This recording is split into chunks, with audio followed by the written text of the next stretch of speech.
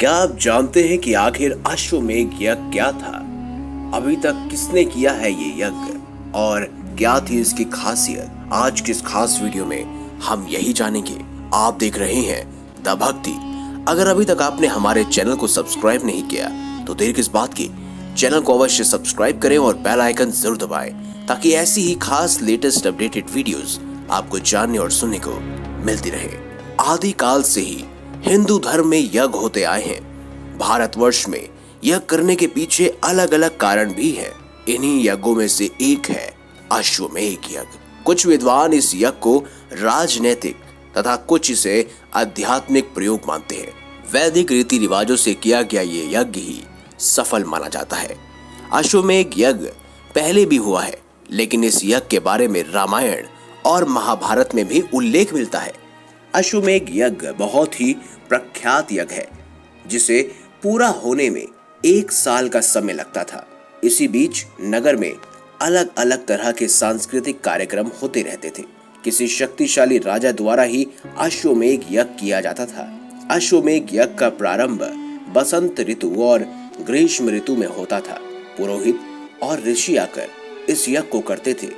अश्वमेध यज्ञ के लिए एक सुडौल, सुंदर और आकर्षित घोड़े को ही चुनकर विधि विधान से घोड़े को सजाकर उसे विचरण के लिए खुला छोड़ दिया जाता था। इस घोड़े के गले में एक तख्ती लटका दी जाती थी। तख्ती पर यज्ञकर्ता राजा और राज्य का नाम लिखा होता था ताकि अन्य लोगों को पता चल सके कि ये कोई साधारण अश्व नहीं है, बल्कि अश्वमेध यज्ञ का घोड़ा है। कहा जाता है जब भी अश्वमेध यज्ञ किया जाता है तो जिस भी क्षेत्र में या राज्य से अश्वमेध घोड़ा गुजरता था, वहां उस राजा का अधिकार हो जाता था। जो राजा नहीं मानते थे उनके साथ युद्ध किया जाता था। अगर ये घोड़ा कहीं खो जाता तो यज्ञ की आगे की प्रक्रिया किसी दूसरे घोड़े द्वारा ही पूरी की जाती थी।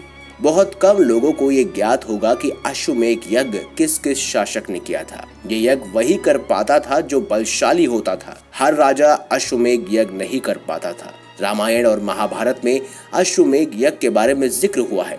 तो चलिए जानते हैं अश्वमेध यज्ञ किस किस ने किया था। भारत, दोषविंती और शांतनी सृजाजित ने अश्वमेध यज्ञ किया था। ये दोनों शतप्रथ ब्राह्मण थे, यानी कि ये भरत कुल के थे। और इनके अलावा महाभारत में भी अश्वमेध यज्ञ का उल्लेख हुआ है। पांडवों में सबसे बड़े भाई युधिष्ठिर ने ही अश्वमेध यज्ञ किया था। रामायण में होने वाले अश्वमेध यज्ञ के बारे में तो आप सब जानते ही होंगे। लंका पर विजय के बाद रामचंद्र जी ने अश्वमेध यज्ञ को पूरे विधि विधान से किया था। जब यज्ञ समाप्त हुआ तो उन्होंने स्वतंत्र रूप से घोड़े को विचरण करने के लिए छोड़ दिया। उस वक्त सीता माता वन में वाल्मीकि आश्रम में रह रही थी। जब वह अश्वमेध यज्ञ का घोड़ा वाल्मीकि आश्रम में पहुंचा तो लव कुश उस घोड़े को पकड़ लेते हैं और उनसे युद्ध करने के लिए कहते हैं। ब्राह्मण वंश के शासक पुष्यमित्र शुंग ने 2 अश्वमेध यज्ञ किए थे। पुष्यमित्र शुंग द्वारा किए गए अश्वमेध यज्ञ के कुछ ऐतिहासिक प्रमाण भी मिलते हैं। महाकवि कालिदास द्वारा लिखे गए नाटक मालविकाग्निमित्रम में भी इस अश्वमेध यज्ञ के बारे में उल्लेख हुआ है। ये भी कहा जाता है कि ब्राह्मण वंश के शासक पुष्यमित्र शुंग ने जब अश्वमेध यज्ञ किया था तो उनके द्वारा छोड़ा गया घोड़ा यवनों के क्षेत्र में पहुंच गया, जहां पर उस घोड़े को यवनों ने पकड़ लिया और फिर पुष्यमित्र शुंग और यवनों दोनों के बीच भयंकर युद्ध हुआ। समुद्रगुप्त वंश, जो कि गुप्त वंश के शासक थे, ये बहुत ही शूरवीर थे और इन्होंने अपने शौर्य के बल पर भारत के बड़े बड़े क्षेत्र पर अधिकार भी किया था। समुद्रगुप्त के कुछ सिक्कों में अश्वमेध पराक्रम शब्द लिखा हुआ है, जिससे अनुमान लगाया जा सकता है कि उन्होंने भी अश्वमेध यज्ञ किया था। वहीं चंद्रगुप्त द्वितीय विक्रमादित्य द्वारा अश्वमेध यज्ञ किया गया।